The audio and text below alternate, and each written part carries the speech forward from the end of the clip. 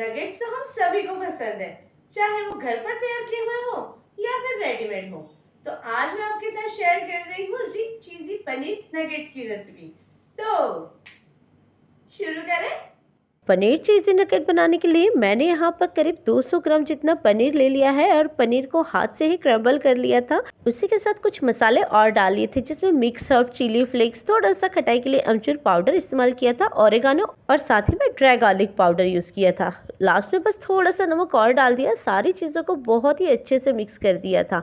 ये जो dry garlic powder था ना, उसे घर पर ही तैयार किया हुआ था। बस गार्लिक को मिक्सी में पीस लो और थोड़ा सा ओटीजी में मैंने उसे ड्राई कर लिया था, जिससे ड्राई गार्लिक पाउडर तैयार हो गया था। तो यहाँ पर हमने मसाला तैयार कर लिया है और अब बारी आ जाती थी इस पनीर के मसाले को चीज के ऊपर कोट करने की। तो मैंने यहाँ पर जो चीज क्यूब आती है ना, उसे ले लिया था और उसके मैंने कुछ इस तरह से पीसेस कर लिए थे।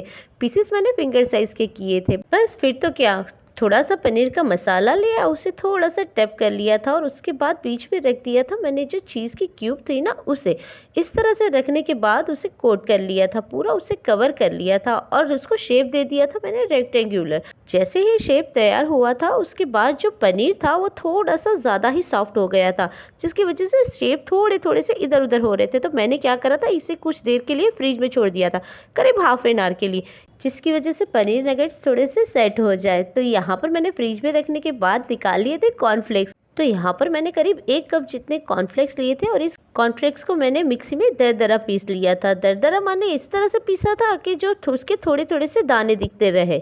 उसी के साथ कॉर्नफ्लावर की स्लरी भी तैयार कर ली थी, जिसके लिए मैंने करीब 3 से 4 बड़े चम्मच जितना कॉर्नफ्लावर ले लिया था और उसके अंदर डाल दिया था करीब हाफ कप जितना पानी, जिससे ये स्लरी जो है वो ज्यादा पतली ना हो जाए। बस इसी वजह से मैंने पानी जो है वो थोड़ा थोड़ा करके डाला था। तो यहाँ पर मैंने करीब हाफ कप जितना पानी इस्तेमाल किया हुआ था। बस फिर क्या, हो गई हमारी स्लरी भी रेडी। तो आइए जल्दी से नगेट्स को डिप करते हैं इस स्लरी के अंदर और उसके बाद कोट करते हैं वो जो हमने कॉर्नफ्लेक्स को पीसा था ना, उसके अंदर। तो यहाँ पर मैंने 2 नगेट रेडी कर दिए हैं और उसी के साथ बाकी के नगेट और भी तैयार कर लिए थे। फ्रीज से निकालने के बाद ये जो हमारे नगेट थे, उसका जो पनीर था वो काफी स्टिफ सा हो गया था, जिसकी वजह से आसानी से मैं उसे स्लरी के अंदर डिप तो कर ही रही थी, साथ ही में कॉर्नफ्लेक्स के अंदर उसे मैं कोट भी कर पा रही थी। तो यहाँ पर मेरे लगभग सारे ही नगेट्स रेडी हो गए थे। तो बस सारे नगेट्स रेडी होने के बाद अब बारी आ जाती थी इन्हें फ्राई करने की। पर उसके पहले मेरे पास ना थोड़ा सा टाइम था, क्योंकि ऑयल निकालना था, ऑयल को थोड़ा सा गर्म भी करना था। तो जब तक ऑयल हीट हो रहा है, इतनी देर के लिए फिर से मैंने उन्हें लगा दिया था फ्रिज के अंदर। उसी के साथ मैंने ऑयल भी निकाल लिया था और ऑयल को हीट भी कर लिया था। तो अब बारी आ जाती थी वो नगेट को ऑयल में डालने की। तो यहाँ पर मैंने जो नगेट थे वो ऑयल के अंदर तो डाल दिए थे, पर ऑयल जो था वो मैंने मीडियम हीट पे रखा था।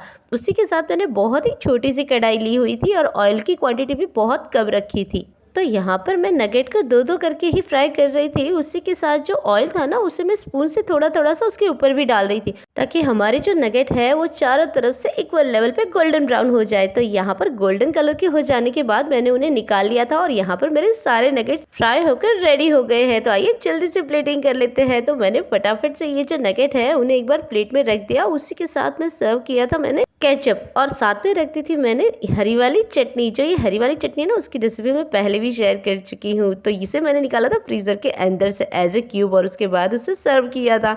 तो यहाँ पर मेरे नगेट जो है वो रेडी तो हो गए हैं। ये उसकी आवाज़ भी सुनते हैं, तो आवाज़ सुनिए उसकी।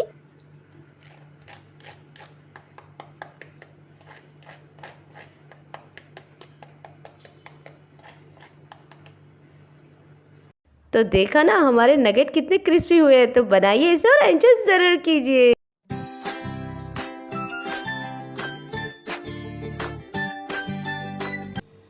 Please like, share and subscribe my channel.